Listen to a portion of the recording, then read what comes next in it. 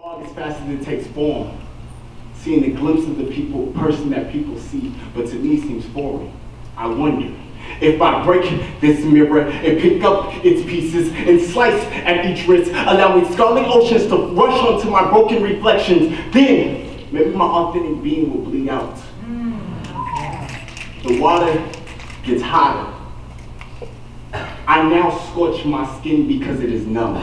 Numb because the world has told me being black is bad. The world has told me being black is the opposite of good. So growing up, when I looked in the mirror, I hoped to wipe away the fog and my skin would go with it. So growing up, I thought if I can bleach my clothes back white, maybe I can bleach my skin too. Maybe I can bleach away my blemishes like stain. Maybe I can blotch out my legend. Because owning is bad, bad is black. Maybe collections will overlook the fact that possibly I owed a lot, because as I get older, I only seem to get darker.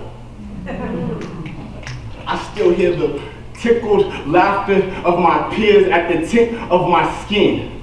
Maybe there is a joke they know that I don't. Wait, why is it that I seem to be the butt of every joke? Wait, why is the history of my people shown with them wearing ropes? Wait, why is the history of my people to my people unknown?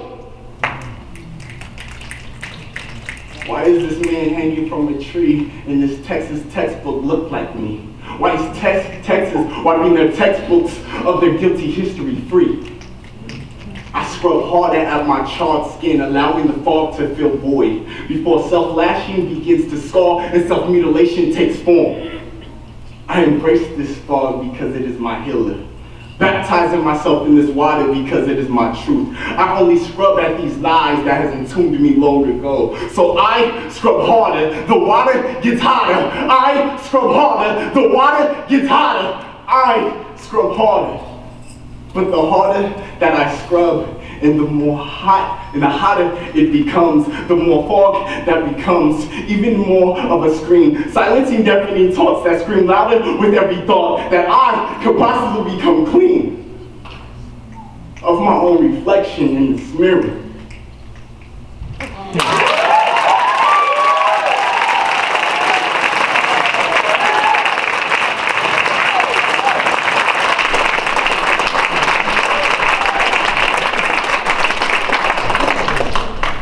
Robert from Portland. The mic is like trying to drop itself. Yeah. All right. I love your hat, by the way. Oh my goodness. Okay. Scores for Robert. Up and at me, please. Oh. We're going to start at an 8.4. Another 8.4. An 8.9. And 9.2. And a 10.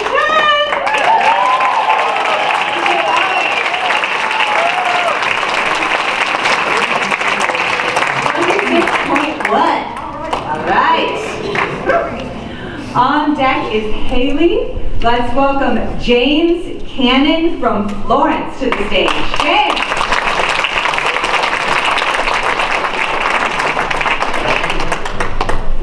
Bright lights, big city. On to my babysitter. Greetings, visitors and fellow Florencians. The big wave caught me and it spit me out at a Cedar Beach into the gray whale home where I watch seagull movies outside the big light picture window. These aren't your Alfred Hitchcockian Bodega Bay gulls. These are gulls of grace, gulls of frolic.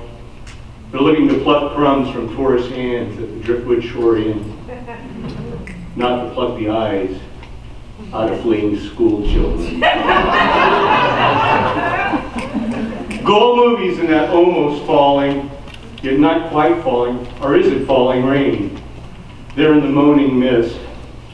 It's an old-time movie.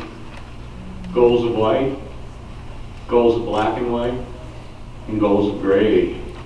This movie's been shown for billions of years, for billions of eyes, even the eyes of people, and dark-eyed seals lounging in the pale surf.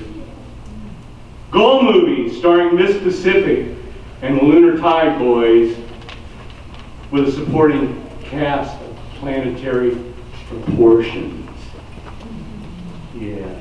Snowy clovers, they clove on and on and on, and grandparents walk hand in hand, they're counting up their shells.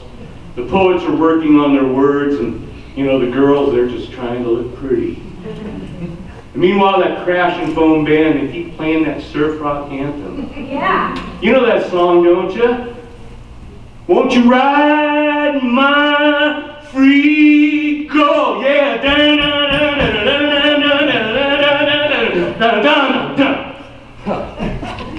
Meanwhile, the comrades, they're off getting stoned, they're telling each other Japanese driftnet horror stories straight from the gray whale's balls. If you listen closely, you can hear their silent chuckles there underneath the surface.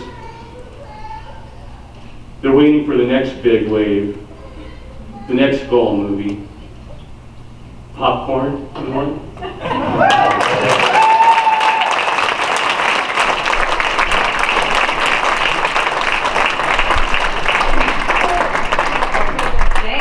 Thank you. What a good scenic portrait. Tell me, Florence, do you guys have a regular poetry open mic of some kind here? Working on it. Good. So this is a good time to mention, after tonight's event, there will be an after-party poetic open mic gathering at the Homegrown. So keep that in mind. Keep us going. Okay, scores for James. Up and at me, please. Excellent. I've got a 6.2 and another 6.2, a 6.6, a 6.8, and another 6.8. Thank you, poet.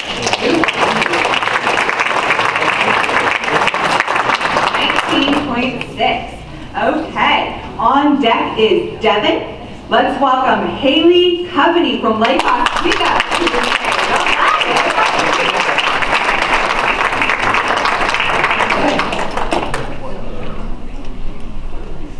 Hello. My name is Haley, and I wrote this piece a couple years ago. My friend passed away, and so I just want to dedicate this to anyone who's ever lost someone. It's called Prism. Pensive fixation on the faces of your face. Molded creations of space that you took and body once filled. Glooming recollections on the voices of your voice, now only recognized in twisted formations of audio, video, voicemail record. Pressing play again. Repeat once more, repeating indefinitely, forever sure. That immortal sound, your voice, ever stagnant, lovely, only yours.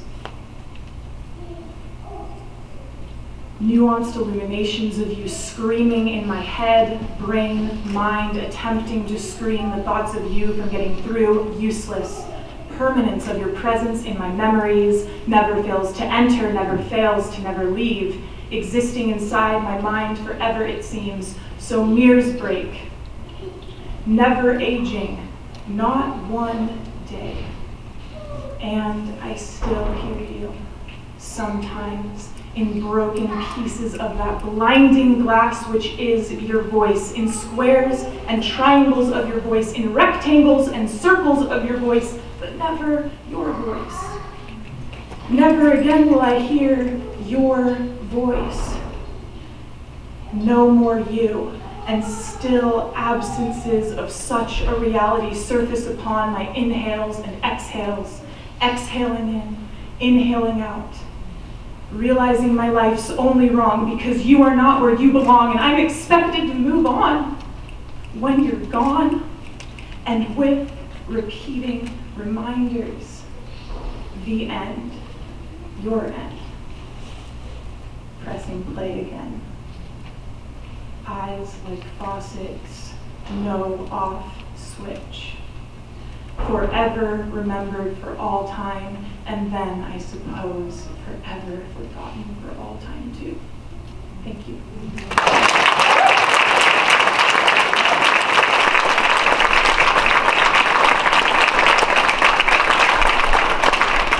Thank you, Haley. I love thinking about everyone who's made journeys to be here. You know, that's some travel time, like us who go to Florence. And she looks stunning. She obviously didn't step into the wind. Wonderful. All right, scores for Haley. Up and at me, please. I got a 7.2, 7.6, 7.7, 8.0, and an 8.8. Thank you, Paul.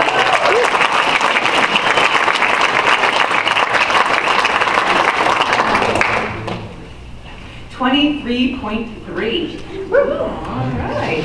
So, listen, we have 5 poets left before we take a potty break. Or some of you might be thinking wine break. Okay. Whichever way you need to go. On deck is Jan. Let's welcome Devin James from Portland to the stage.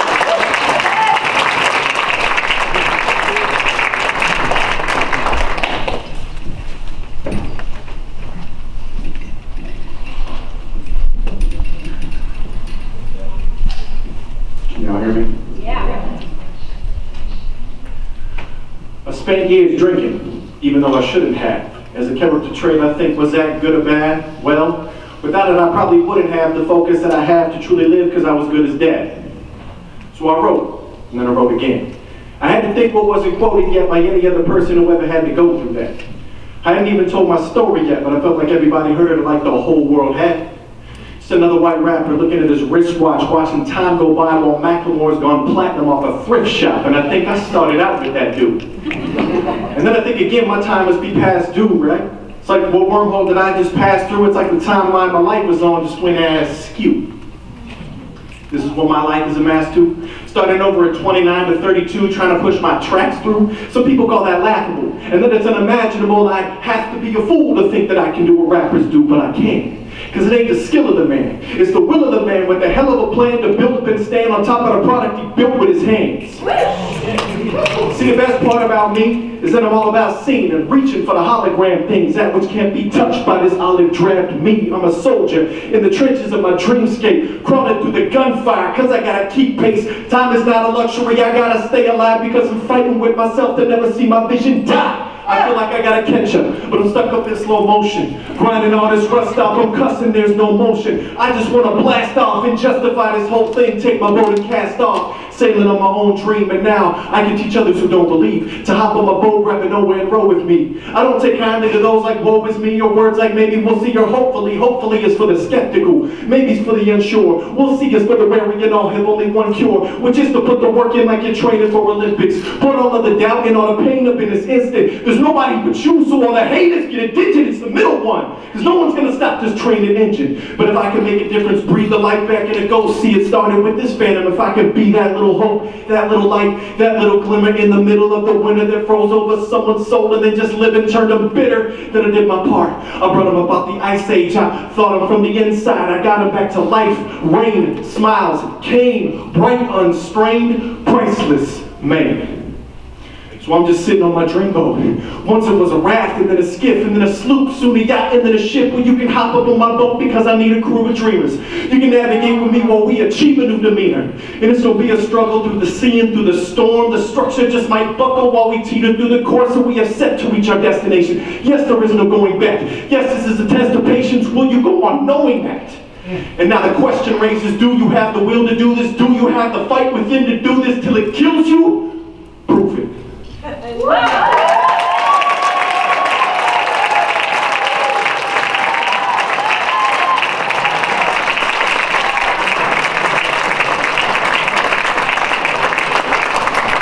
Thank you, Devin. Woo! You're good.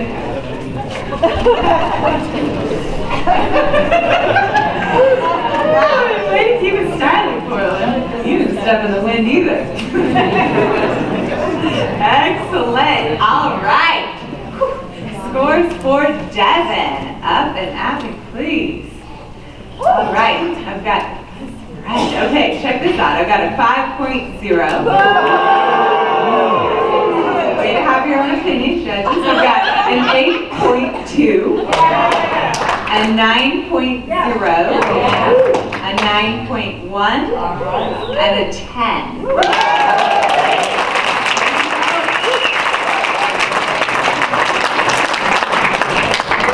26.3 at my game. All right, 4 poets left before we take a break. On deck is Dave. Please welcome Jan Sandoval from Florence. All right, Jan!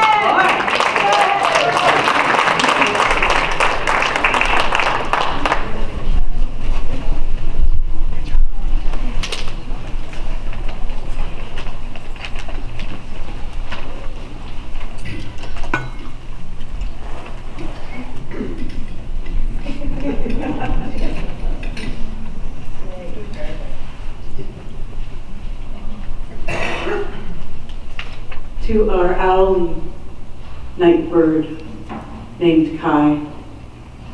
Kai means ocean from Mother Nature.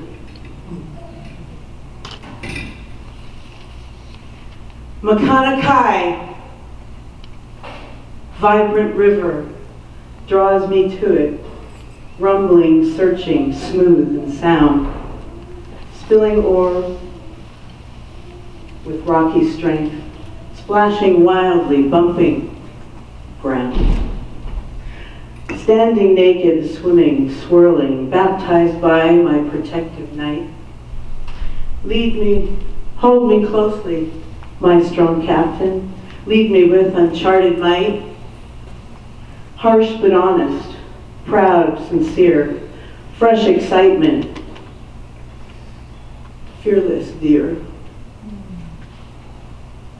Steelheads swim against the current, fighting for the will to live. Jumping, leaping, flapping wildly, dying tries so much to give. Come on, steelhead, hold on tightly. I will never let you go. Bouncing, churning, moss exploding, oily fluids writhing down, tumbling o'er the river's current, falling in the rushing drown. Briny waters, mixed new freshness, move me toward ocean's salty embryonic glow. Effervescent bubbles breaking, blend to create an enemy's show. Coral reefs and urchin spikes reach inside my scaly pride, while man-o'-war-torn tentacles pull me, then push me towards your neospore and bright. Twirling in your clouds of plankton, detached from my stable sanction, watching you as you stayed below. Cannot hold on, you have to go. Rising to the surface of through the choppy water's blue, taking on the airborne stars, knowing they were for you. Crawled onto the pale coarse beach, now with just one hand, placed you up on the branch near Owl as waters reached the sand. Hoping you might learn to fly, avoiding pain unplanned. But its ocean washes over me, and fish that's learned to fly, wrapped up in my unsafe cocoon, emerging butterfly. Vibrant ocean draws me near, calling out to me, crashing, pounding, hurling objects unintentionally. Ocean depths so far and deep beyond where no men try. We're all connected here, said the eagle soaring by. Stop trying to wash away the footprints left upon the sand.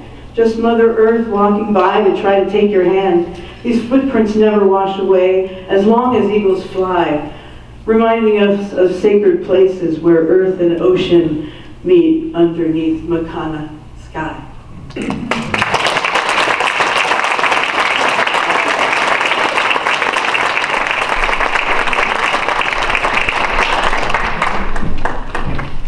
Thank you, Jan. What a wonderful community you have here, Florence. I hope that you guys do find a good, spot and time to do a poetry open mic, because obviously there's some real talent here. And I tell you what, if I lived by the ocean, I'd be writing poems all the time too. It's very inspiring. It's very vast. Excellent. Scores for Jan. Up and at me, please. All right, it's 6.0, 6.2, 6.1, 6.3, 6.9, and a 7.2. Thank you, poets.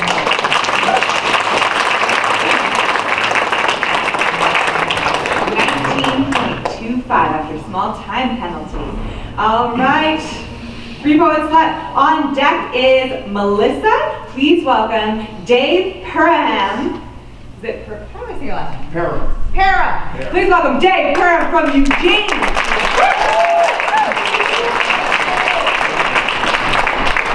Florence, Oregon is the most beautiful small town in America. And that is not just my opinion. Earlier this month, Expedia.com said the exact same thing. But what is most fascinating about Florence to me is her stories, of which mine is but one, and every word is true. This is puddle fishing. It was raining again, and the west wind blew in so hard the Coast Guard closed the Sayuslaw Bar. And instead of setting out fishing, us fishermen sat around wishing that North Bend and Newport weren't so far. Except for the best fisherman that I ever saw. He was fishing 2 blocks north of the Sayuslaw in the parking lot of Big Bert's Bar and Bait. You know Big Bert's. It's where the fishermen go when the fishing is slow, 'cause Bert opens early, doop, doop, and he stays open late. Out front, the puddles were deep. It had poured all that week, and Bert's Lot is the low spot here in Flowtown. And beside one pothole, with his cane fishing pole in the rain, was my friend, the old Farmer Brown. Now, Brown tends to drool, and most folks think he's a fool because he rarely says more than a word. But as he stood there that day, even I'd have to say that he never had looked more absurd. With his line in a puddle, his expression befuddled, Brownie stood there as patient as a cat. He drove up and hopped out of his truck wondering, what in the world's up with that? Hey, Brownie, he cried, never breaking his stride. He was heading into Bert's for a beer. What you doing, old son? That don't look like much fun. Fishing, Brown said with a sneer. Now, Bob O'Shea likes poking fun. Son of a gun, if you'd let this chance slip away. Man, it's wicked out here. Come inside, have a beer. First round's on Bobby O'Shea. And so Brown reeled in his line. And he took his sweet time. Then he splashed across Bert's parking lot, for old Brown may be slow, but indeed old Brown knows the best beer is the beer someone else bought. Well, inside at the bar, the men hoisted cold jars as that Sayuslaw slop slathered the place, and Bobby Beauchet, in his wry, homely way, elbowed Brown, slick grin on his face, and he says, now then, Brownie, why don't you tell us Florence townies, how many did you catch puddle fishing that way? And Brown frowned down at Beauchet, took a drink, and I heard him say, you. You're my 5th one. Bring it on.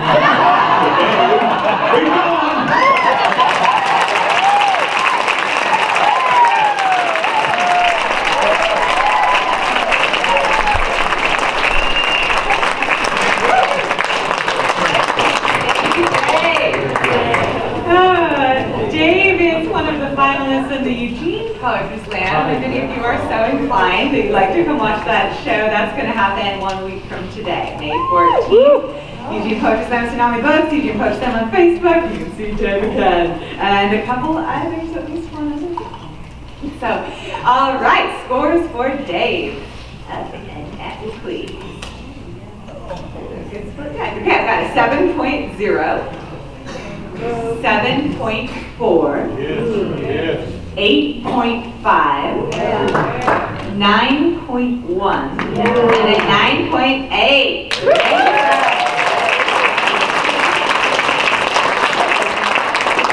25 on the nose. All right, 2 poets left before our break. Keely is on deck. Let's welcome Melissa Overton from Walton to the stage.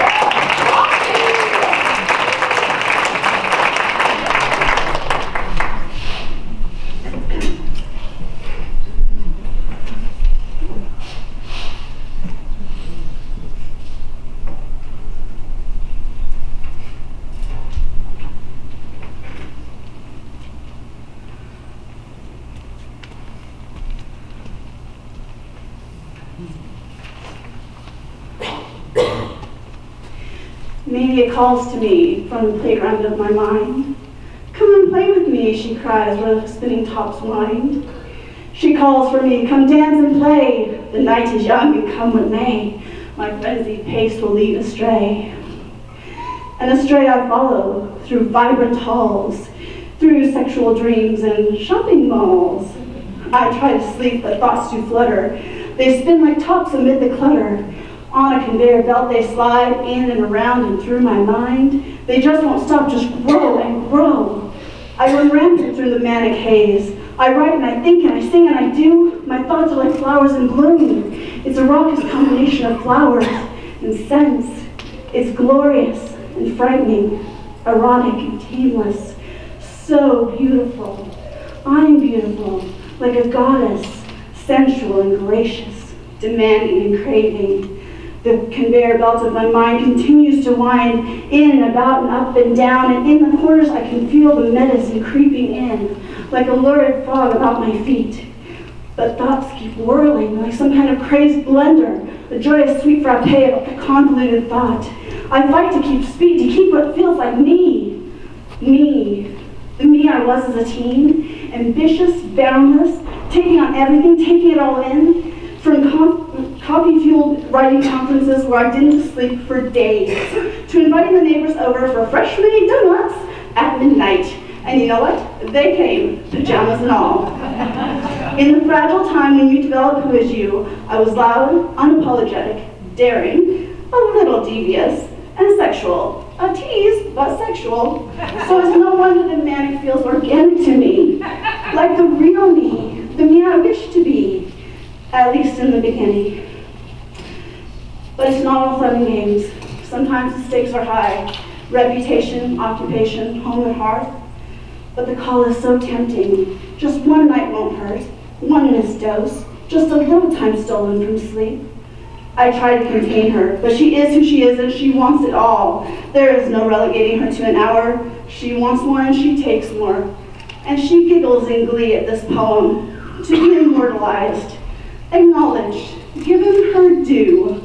And although it is 9:30 at night, I can feel her plotting to engage me far into the morn. Just one more line, just one more thought to paper. She calls for me as I lie sleeping. Come play with me.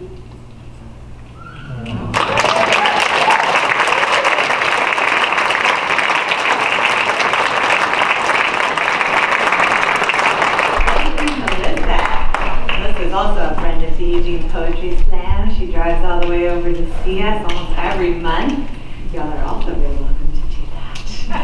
Second Saturday of every month, it's an on the books. Obviously those earrings were a 10, but what about the poem?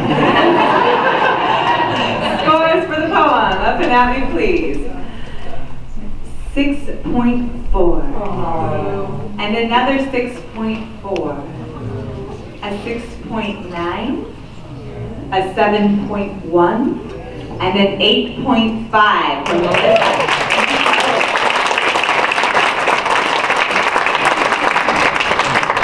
$20.4. Okay, last poet before the break. Let's welcome Keely Thornburg from North Bend, Eastern Oregon.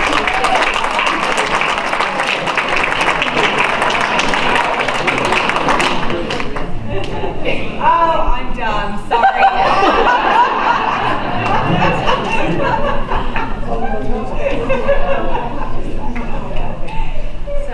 Hi, my name is Keely. This poem is called Why We Love Flowers. Lift up louder a little bit. Can you hear me now? Yeah. We all fall in love with beautiful things. It's why we love flowers. We fall in love with their shape and their smell and their color. We put them in glass vases, on wooden tables, under crystal chandeliers because we hope to make an impression. We carefully pick and place the right ones because first dates are scary, but in every movie you've seen, chicks dig flowers. We tuck them behind our ears, weave them into our hair, hold them close so we can steal steadying glances at them underneath the veil, because being wrapped in radiance seems like the best way to learn how to shine. People are no different. We pick people. People pick us. We're drawn to each other like we're drawn to guarded buds and extroverted fronds all the same. We put people on display. We present their beauty like a gift. And we surround ourselves with every bit of them in every way that we can manage because we fall in love with them. We want to show them off. And we hope that our beauty is exchanged at a perfect 1-to-1 ratio. Or, if we're realistic and lucky, we hope that love really is blind and that they won't mind when their beauty outshines ours, because we want that second date in spite of ourselves. But flowers wilt. Sometimes it's because a vase goes dry, but often it's because flowers, once picked, have a set timeline, a precious window that allows us to experience all that they are before they fold in their glory and leave. Of these, few are pressed inside a book, preserved, kept there, timeless, faithful, rare, but sometimes we hang them out to dry. We attempt to keep them nearby, but glass slippers only fit as the clock allows, and sometimes searching for a fairy godmother can mean we're only delaying the inevitable. So, mostly, we casually throw them out. They hardly notice, and neither do we, because we know when the curtains are drawn. We've seen it before, and we'll see it again, so our internal applause thanks them for the show. But we know that once they exit the stage, they'll be met by their pressed petals, and we with ours, and then we'll go back to the fields, and we'll find more flowers.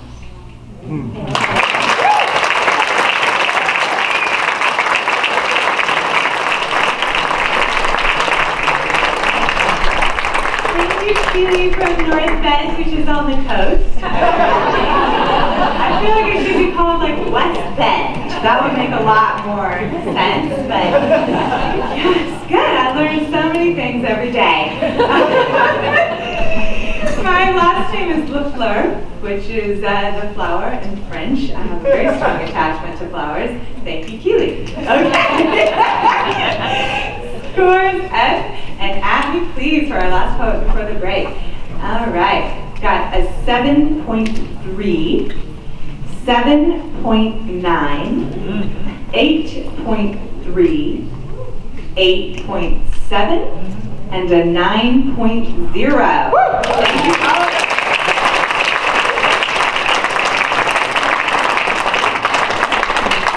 24.9. Okay. So, this is the time where we're going to take a short break. It's a little dark in here, so I want to point out to you that there are snacks back there. So, enjoy snacks and refreshments. Enjoy beverages.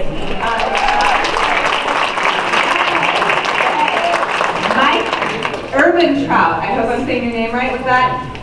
Yes? Good. Mike Urbantrout in the back. And please be aware that he is playing for donations only. So when we exit the building and you walk by his guitar case to that beautiful melody, please be generous with your donations and thank him for providing the music tonight. Yay! Yeah. All right. Okay. Feeling ready to get back into it? Yeah. Get to a little emotional potty break. Yeah. Feeling cleaned out? You ready for more? All right. Okay. Let's do this. On deck is Noah. Let's welcome Melissa Rose from Portland, Eugene, and other places. Woo! Melissa!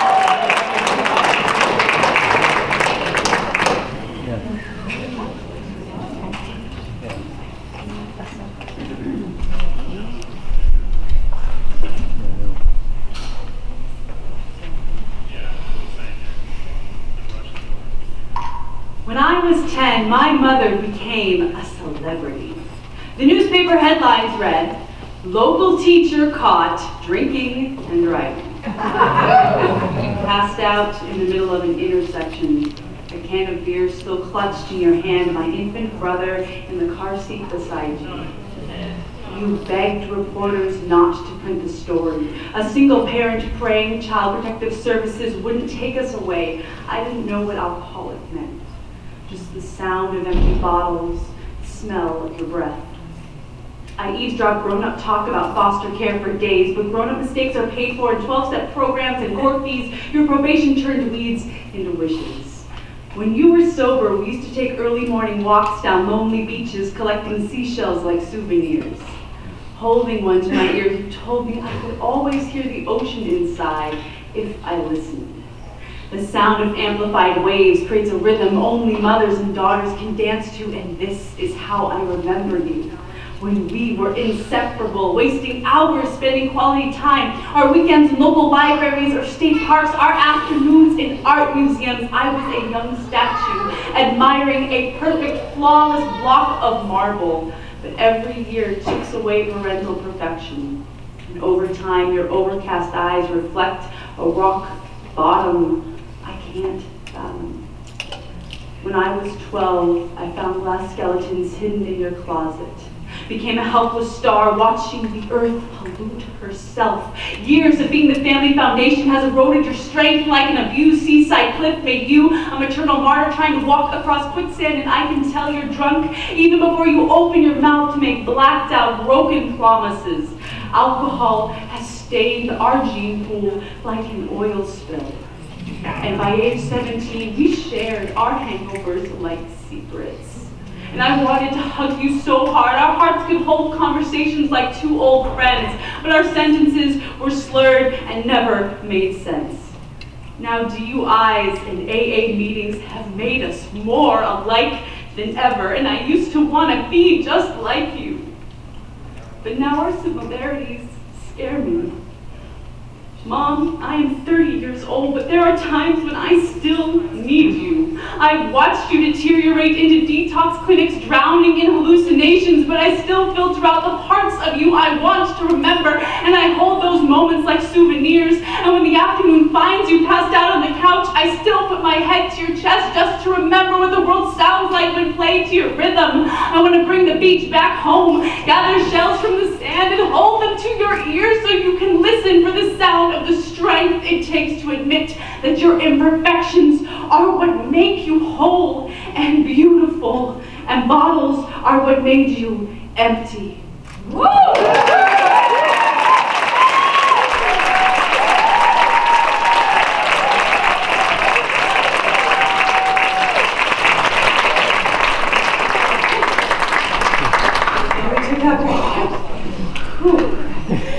Melissa Rose is one of the poets who will be performing in Asian for you. Can't hear you. Oh, sorry. God, it's seldom that I'm not loud enough. Thank you. Yes, come see Melissa Rose and Eugene if you'd like in a week's time. She's one of our finalists. Scores from Melissa. Back on duty judges. Thank you so much for your work tonight. Got an 8.1 to start us off. 8.5. 8.9. 9.0. And a 10 for Melissa Rose.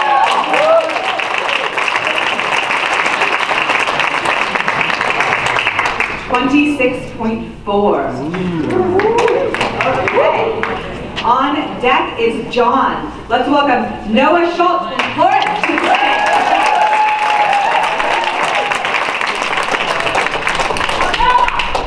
All right, Noah, go.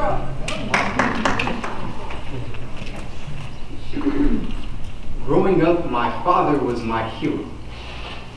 The one person I was convinced was invincible. He sat before me as a symbol of strength. His life's struggles were written in every vein. Long days of hard labor had him looking like Popeye. They also prevented him from being home and spending time. He used to make it up with our monthly trips to the grocery store. We used to go shopping at Winco late nights. My father hated crowds and couldn't stand long lines. These trips were a privilege, one he reserved for his two oldest kids. During our rides, he would entertain my brother and I with prison stories. Getting his nose broken in a group fight and stabbing a guy through the hand with a fork in the lunch line. I was taught that there was nothing worse than a cop. And if you were ever caught snitching, you could find yourself lit on fire like the biker in the auto body shop. Each story would end the same. We were told that prison was a horrible place and that his mistakes were lessons. Now I know he told us these things with good intentions, but my mind interpreted them differently. I wanted to be like the man in front of me. I wanted to wear the cape of my hero. First it began with schoolyard fights. Then it escalated to me staying out all night. My dream to fill his shoes became his nightmare. As he began to lose his son as I aged with each year. It was my turn to be the man from the stories. I got respect from the pistol I was holding, never knew I had it aimed at my own head. 2009, I was given 7 years in prison. The same exact time my dad did in the state pen, which had me asking if this was a cycle or coincidence, and how many other kids were sitting in the same circumstance. Handcuffs on their wrists fit perfectly like a twisted family heirloom. Prison is not an heirloom, yet it is passed down through the same lips that say I love you. Fathers, carefully craft the messages for your children before you send them. In an attempt to emulate their heroes, they might just become the villain.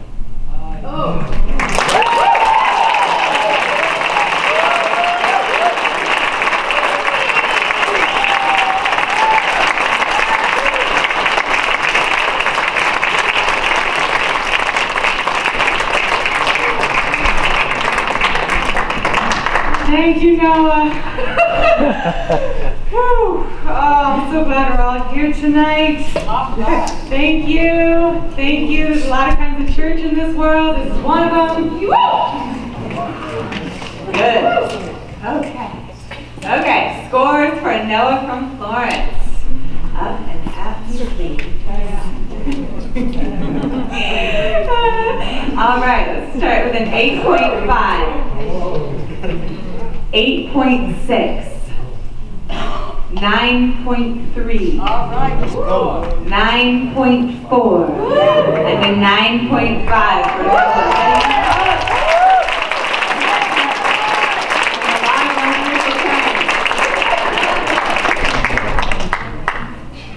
27.3.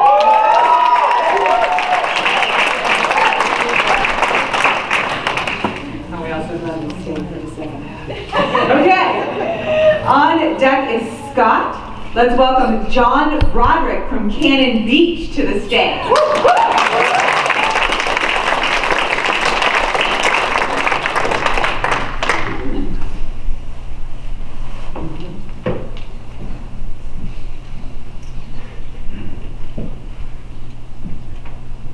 A poem from the commercial sockeye salmon fishery in Bristol Bay. One morning just past sunrise, when the skiffs are anchored out, you trudge back to the cabin through mud that's just about knee deep, and you peeled off your chest waders, or you pulled off your hip boots, and you think you'll sleep till midnight. Well, Ole passes poop. He's walking like a zombie in his muddy, gurried clothes. Pancakes, 10 minutes, he says, and in his shack he goes. And when you show up shortly in your Long John Polypro, Ole's got the batter on and he's making up weak Joe like they like in Montana with their buckskins, golden brown. He throws you a few on a paper plate and tells you to sit down. You get some fish last night, he asks. We did all right, and you? Oh, that just boiled when we set out. We got quite a few, and so you relive another opener before you go to sleep. And when you finish salmon, talk sometimes turns to sheep, because Ole, he's a shearer in the winter down below. And as I do the dishes, I like it if he'll show me how they do it in Montana, 200 times a day. Oh, a tree in motion, that's what he'll always say. Oh, a tree in motion. And he holds his hands just so, and he crouches in the kitchen, and he has another go at another invisible sheep. I've seen him shear 100, and I've watched the imaginary wolf fall easy, and I've wondered how it looks just like that bow wake that peels off of his boat. When he's packing several thousand pounds, and his skiff will barely float, and his hands as big as flounders move as smooth as salmon swim, and he lays that imaginary fleece before me all smooth and tight and trim. That's poetry in motion. Yeah. Like Marco mending net, or picking fish at sunrise, and sometimes I regret that I've never seen a real sheep ever shorn by Ole's hand. Though I've seen him starting outboard, so I think I understand, because Ole starts his outboard by swearing at him first. Sort of sweet and friendly there, but presently it's worse. He primes her twice, and he yanks her once. She yanks him right back. So he lets go of the starter cord, and next time it's all slack, and he barks his knee on the transom. Then the recoil won't rewind, so he takes off the cowling and throws it back behind the buoys and the anchors. Helps the cord back in, and spring will hide his finger. You know, pull the cord again, again, again. She won't start just yet. Old he keeps pulling, his brow beads up with sweat, then he mutters something vulgar, then he fiddles with the choke, shakes the gas can, checks the line, and wonders what he's broke. That's poetry in motion, though. I still can't to sleep. It only starts as outboard. I'm sure glad I'm not a sheep.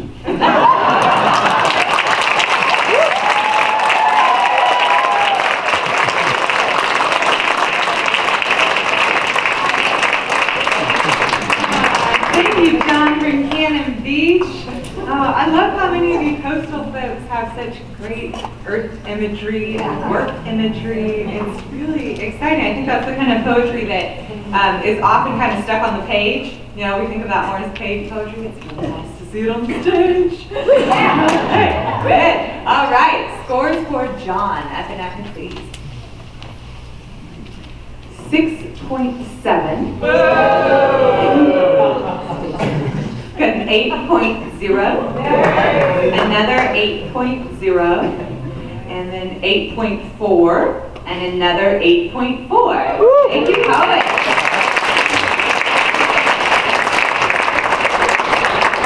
$24.4. Okay. On deck is Keith. Let's welcome Scott Rosen from Toledo.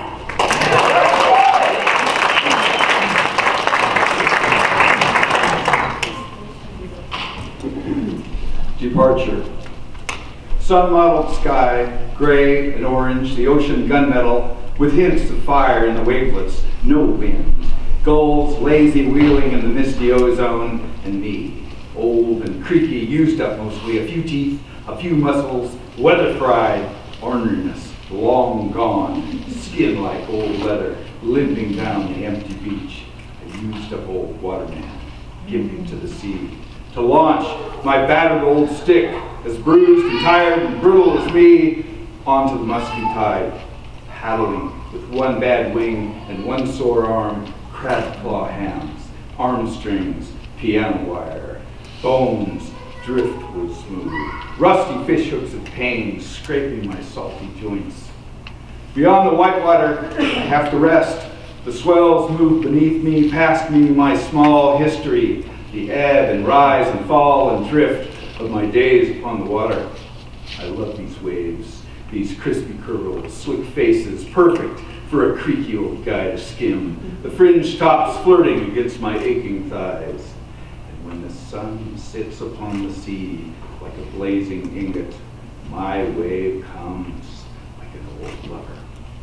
I'm in the misto spot. I only have to wait a single stroke with my bad shoulder, and I'm in, sliding straight off to the trough, carefully rising because of my knees, and that pain in my neck, and the arthritis in my ankles, and that click in my neck.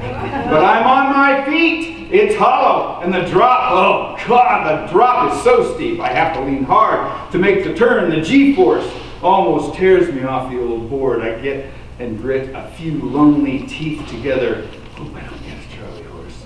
Bent like Quasimodo, knees shrieking, my absurd old body doing the magic one more time.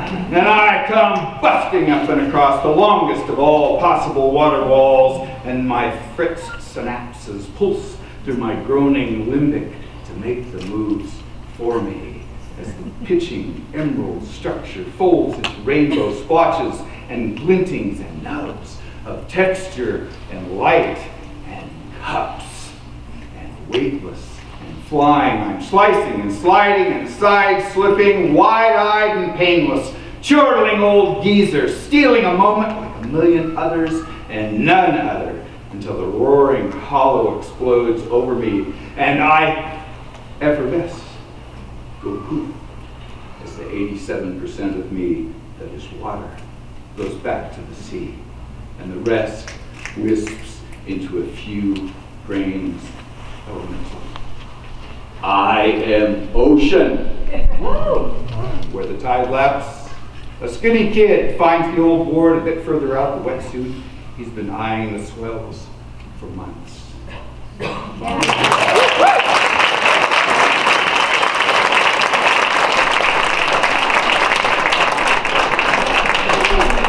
Another one, super full. I feel like a coastal anthology. Maybe a video montage.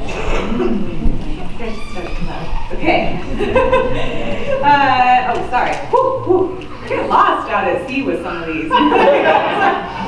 Okay.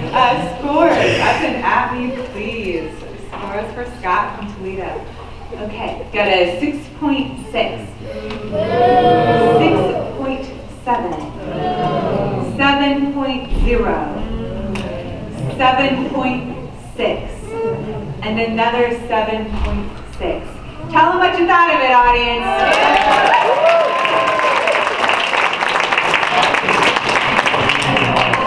21.3. Excellent. Okay. On deck is, I messed your name up. Is it Kitse?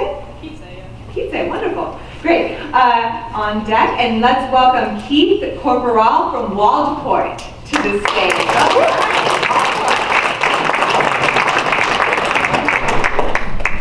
Or not? Here? I don't know. Apparently not. Keith? Paging Keith? Keith in aisle 1? Nope. Okay.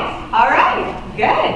And no one in the room knows Keith, just to make sure we don't skip him. He's pooping. Keith? Maybe Keith.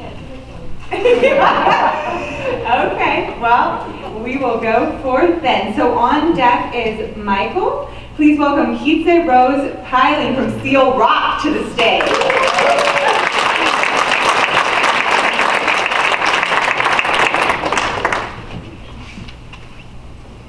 This is called Live. Everything is out there. All you have to do is look. Look to the horizon, lost in its own distance. Look to the grand hawk as she circles, her feathers shivering and quailed by the majesty of height. Look at chaos spread across the land, crosshatches fading out to patches sown by farmers. Where did the wild go? Look forward, into the wind that cradles form and covets freedom. Do not look past the roiling storm clouds. Every inch of existence quakes with anticipation.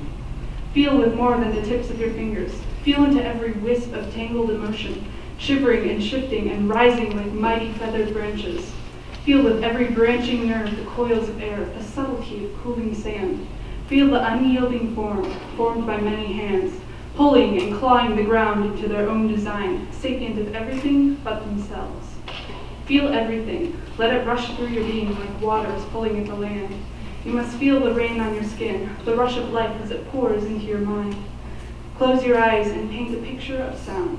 Listen for the supple waves coursing through the fabric of being. Listen for the crowing of evening as it settles in the creases of the mountains, content in its interim. Listen for the bass of the cities, thrumming, pulsing, invading the clever reserve of the night, no longer hidden but louder than life. Listen out past the arrogance of the mind to the rhythm of simplicity, sung in every act of kindness. Hear the rising shout and surging winds, a noise to echo eternally through sound. Nothing is lifeless. Every second calls out to the electricity of life. Breathe in, taste the thrill of drawing the forest deep into your lungs. Catch the scent of contrast, thick, cooling iron and pine, as is the way of the woods. Taste of roses tame, drifts amongst the stench of a bitter working day. Since when did beauty come crushed in bottles? Listen, thrills your senses like adrenaline in the back of your throat. Run with the might of the storm at your back. Stretch each limb to its full extension, muscles coiling, reaching, and every step in the greater rush towards the forever horizon. The elated shriek of the great hawk as her shadow collides with yours, bliss in oblivion of the kinetic mind. There is energy in even stillness, and every filament of you is ready for the current. Just open your mind.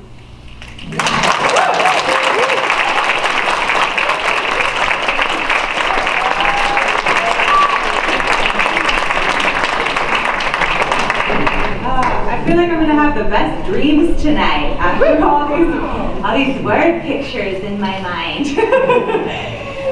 All right. Scores for Kitse from Seal Rock. Up and at me, please. And again, judges, thank you for